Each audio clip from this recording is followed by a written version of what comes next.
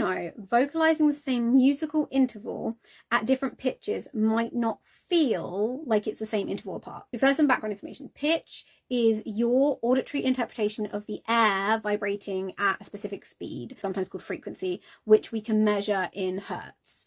For the voice, the thing making the air vibrate is the vocal folds. In simplified terms, slower vibrations create a lower pitch and faster vibrations create a higher pitch. Musical pitches are a specific frequency. There are different standards for tuning pitch, but the most common standard in Western music is currently that the note A4 is 440 hertz. An octave is the interval between one musical pitch and another with double the frequency.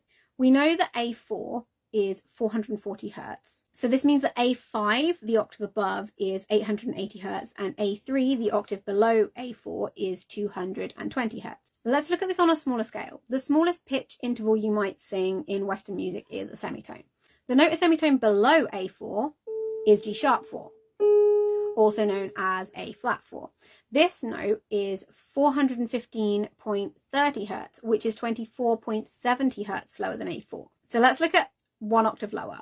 A3 we know is 220 hertz. The semitone below A3 is G sharp 3. That is 207.65 hertz, which is a difference of 12.35 hertz from the A3. So singing an A3 to a G sharp 3 means you have to make the vibration slower by 12.35 hertz.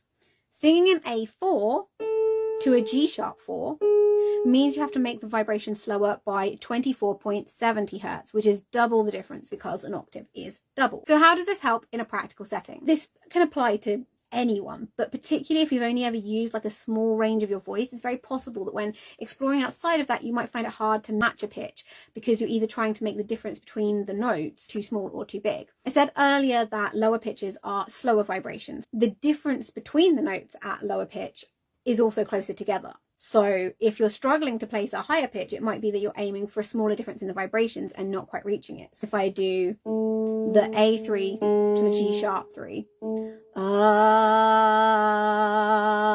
and then I do the A4 to the G sharp 4, like to me, physically, it feels bigger, but because I'm connecting to it more auditory, that's how I'm finding it. But if you're connecting to it more from a physical sense, you might kind of land short, like I'm not quite there. That hopefully made sense. If you have questions, ask. Please, I'd love to talk about this a little bit more.